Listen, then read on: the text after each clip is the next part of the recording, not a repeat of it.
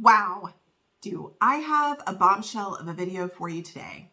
We're going to talk about two things today. First of all, if you saw the thumbnail, we're going to talk about Thredup's change to their rescue box program. And really this started out as a what sold video. So I'm also going to be recapping what I made off of a Thredup rescue box mixed jewelry box that I did last year. So first, let's talk about the changes that Thredup has made, which I only know because Lindsay Clark posted a video about this late last week. If you don't follow her or you haven't seen the video, I will make sure that I link that video down in the comments. Go and watch that. And she kind of lays out exactly what she's discovered. So let me recap kind of what she discovered, and we will talk about how that's going to impact those of us who are resellers that order the rescue boxes. I mean, solely for reselling purposes. Now, do we keep an item here or there for ourselves? Of course, that's part of the fun.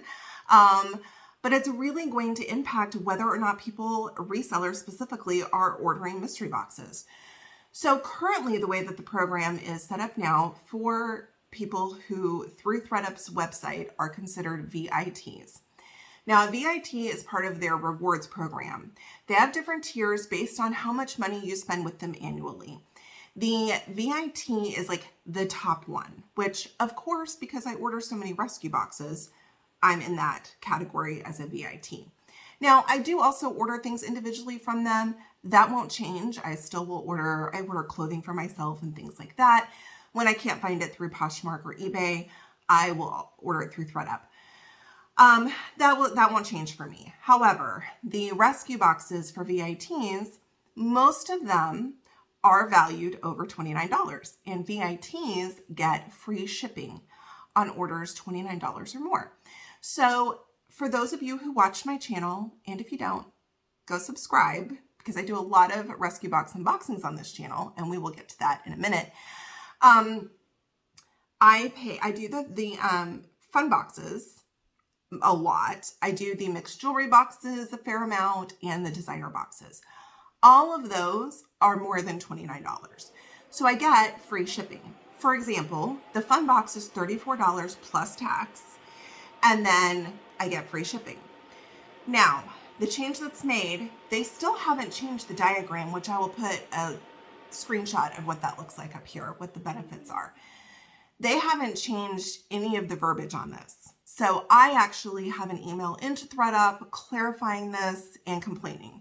But what they're doing is you still get free shipping $29 more, excluding all rescue boxes. So when I go in, like this morning, I go in, I pull up a rescue box that's valued, like I pulled up the activewear box, which is valued at like $54, add it to my cart. Normally when I go to checkout, I see the tax and then I see free shipping. Not anymore. It is $9.99 for shipping. So when we apply that to the fun box, which again, I do a lot, you're talking about $34 plus tax, which brings it to almost $40, and then plus an additional $9.99 for shipping. That really affects a reseller's cost of goods. And then you have to ask yourself, is it worth it? For me, I don't know. I'm really going to have to rethink whether or not I'm going to be ordering any more rescue boxes. I won't say never. I'm going to wait for Thredup's response. And once I get it, I will make sure I pin that in the comments below. So make sure to keep checking back, and I will update that as I hear back from them. But you know, their customer service can be slow. So we'll see how long it takes for them to respond to me. So besides the fact that there's going to be a lot of resellers who are VITs that are going to be slowing down on ordering rescue box, what kind of impacts is that going to have?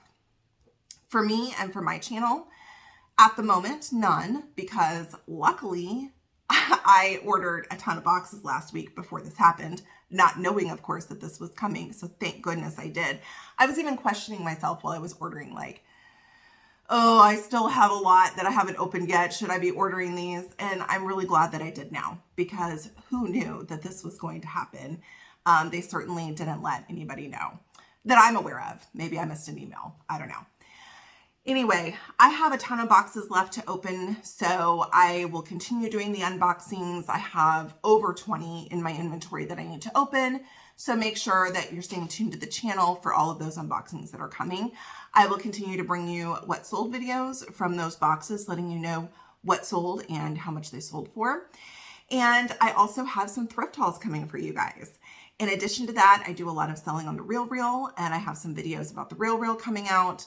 And I think I'm also going to start some tips and tricks videos about rehabbing and cleaning up different items. I have a lot of you who've asked me questions about how I repair shoes to send in to the Real, or just for reselling, or purses, clothing, things like that. So I will be kind of working alongside you guys when I'm cleaning up some different items, letting you know what products I use and kind of what I've learned over time with cleaning up these shoes, handbags, clothing for reselling. So those will be coming your way. So my channel is only actually going to grow.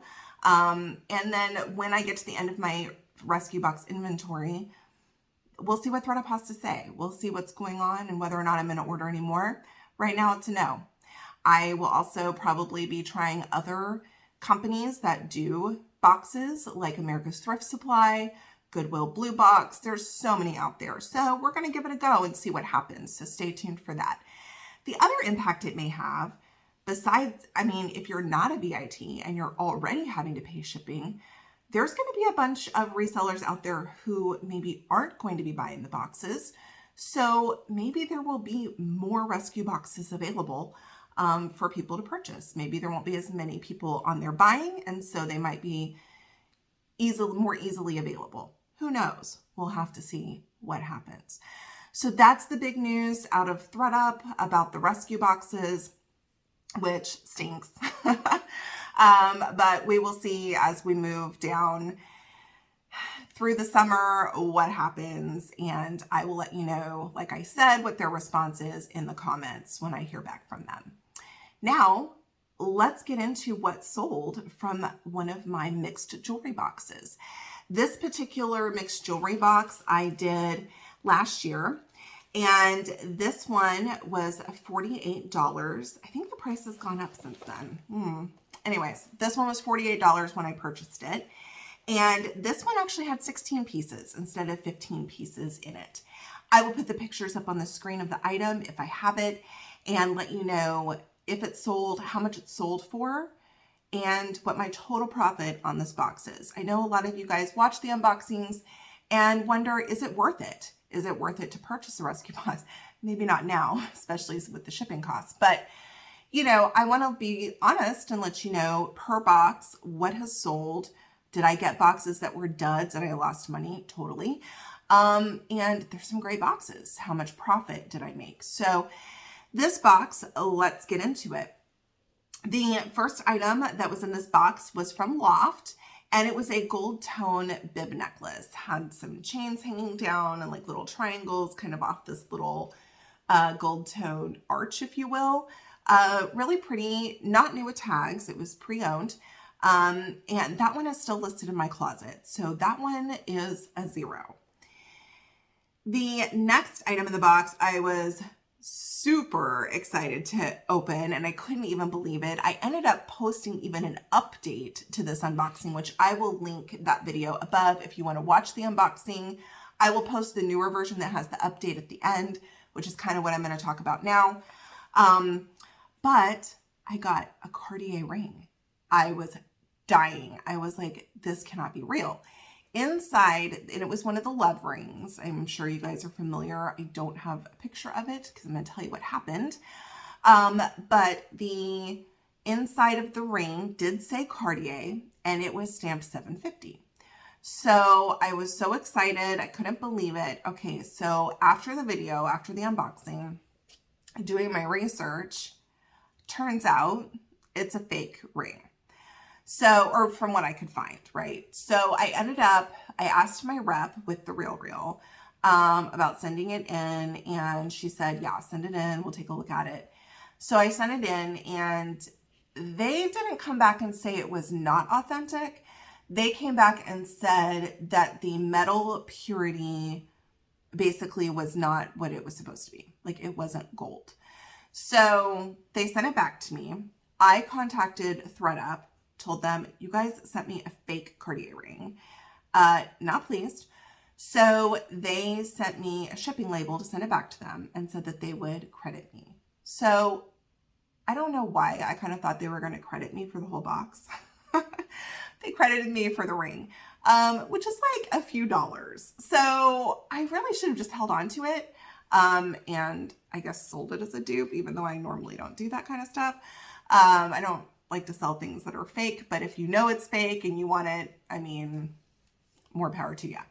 Anyway, that one's a 0. I mean, technically, I guess I got like $3 back from Thredup on this box, but as far as reselling it, no.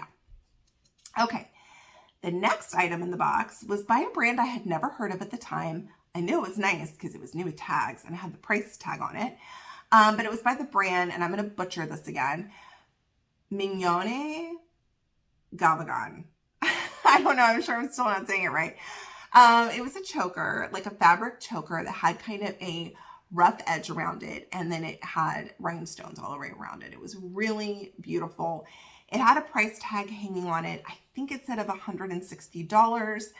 I did get that listed. In hindsight, I maybe should have sent it into the Real, but I didn't. I listed it myself.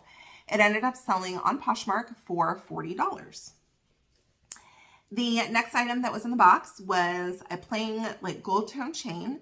It was branded. It had a tag on it, and I wasn't familiar with the brand, but it was the brand Mantra Band.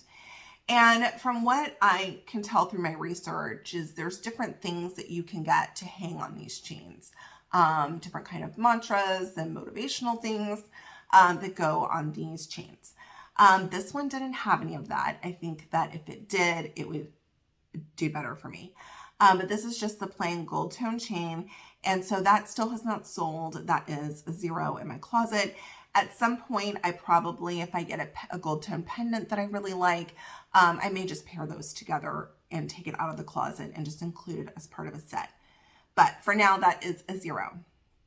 The next item that was in the box was a Kate Spade, and it came in the pink dust bag. Pair of, they were called essential earrings, and they were very large, kind of like a smoky quartz looking. I'm sure they're not actually quartz, but well, I guess they could be. Anyway, they're like a smoky dark stud, but they were the very large ones. They were in great condition, not new, but in great shape. Those sold on eBay for $12. The next item that was in the box was a Madewell necklace. This one was new with tags. It was gold tone, had kind of different geometric shapes hanging around it, a little like half circle and then like a triangle, and it was kind of all the way around. Came in the dust bag, which I always love that. And that sold on eBay for $16. The next item that was in the box was an unbranded pair of earrings. They were a long dangle with the, I call it 360 like hoops, or infinity hoops where it clicks in the back of your ear. I love those. Those are my favorite. And they hung down, and then it hung on like, there was like a large crystal or like rhinestone at the end. I never listed these. I had talked in the video about keeping them for myself. So I'm assuming that that's what I did, even though I don't know where they are. They're not in my jewelry box.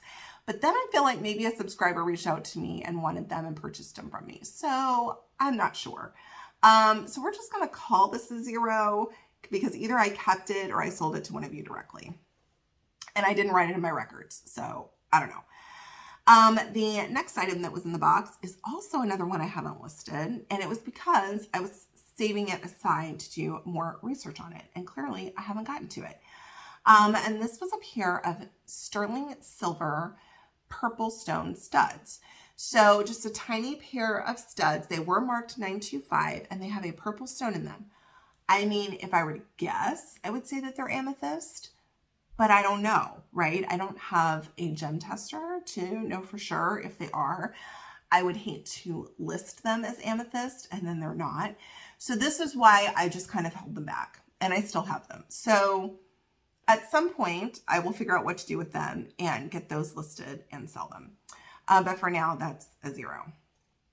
The next item that was in the box was a long necklace that had kind of, and it was gold tone, had like a circle hanging from the bottom with like a bar that went through it. There was no clasp on this one. This is one you just put over your head, and it was unbranded. So this one I added to just a craft lot, and I didn't list it. So that one is a 0. The next item that was in the box was by the brand White House Black Market, and this was a major necklace. Huge, super long, multi-strand. I put it on my neck and I'm like, oh, I can't wear this. It's too heavy. But it had like all these different beaded strands. Had like a chain strand, like kind of like an ombre effect of like pink and purple beads.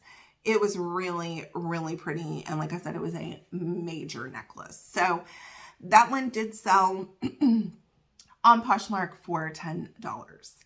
The next item that was in the box was by the brand J. Crew, which I love getting J. Crew in the boxes because they always sell. Not necessarily for the most money, but they sell pretty quickly for me. And this was a pair of jeweled statement earrings, I think is how I listed it. These were chunky, big, like kind of gem looking details, and they were new on the card, which was great. They did sell, and they came with the dust bag. They did sell on eBay for $17.50. The next item that was in the box was also a J. Crew piece, and this was a statement necklace. This is one of the prettier ones that I've gotten, actually, as far as like how I feel with the color of the stones. But it was like neon pink, neon green, and then the larger stone underneath was like a really beautiful blue. It was in great shape, and it did come in the dust bag, and that did sell on eBay for $19.50. I usually know that if it's a statement necklace, I'm going to get somewhere between $15 and $20. If it is new, I'm going to get somewhere between $25 and $35, typically. Just FYI. That's typically how I price them. The next item that was in the box was a pair of gold tone hoops. These were also unbranded, and I put them in a mystery jewelry lot. So I did not list them for sale. That is a 0. The next item that was in the box was also another pair of hoops, and these were like a black acrylic hoop, very like lightweight, and also not branded. And sometimes when they're not branded, and I add them to these mystery jewelry lots because it's harder for me to sell them because I don't specialize necessarily in jewelry. So I added those to a mystery lot. Those are a 0. Never listed them. The next item that was in the box was by the brand Stella and Dot, and this was a memory wire bracelet. Oh, so pretty. Like a gold tone, almost like rose gold tone bracelet with different like kind of jewels across it, gems. So pretty, like rhinestones. It was marked on the inside Stella and Dot. It was in great condition. That sold on eBay for $7.20. And then the last item that was in the box is by the brand Paris, and it's like a silver tone braided bracelet. It gives me like David Yurman vibes, like the style of it, but it's obviously not. It's just silver tone. It's not like sterling silver or anything like that. It is new in the package. And it kind of also reminds me of maybe a style Pandora would do, like one of their charm bracelets. But and the price that's listed on the back says $20, so obviously not super high like retail value. I do have it listed since it was new. It has not sold, so that is a 0. So when you add up all the items that I did sell, my total revenue was $134.20. And then when you take out the cost of the box, which was $48, and the fees from Poshmark, eBay, etc., I ended up making a total profit on this box of $76.20. So again, this is why I love doing the rescue boxes. What will the future hold for the rescue boxes from Thredup? I don't know. Stay tuned.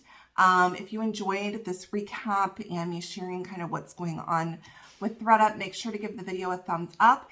And if you're watching and you're not subscribed to the channel, make sure to hit that subscribe button so you can see me again later this week. I will be bringing you another Thredup rescue box unboxing from my stash that I've got saved up.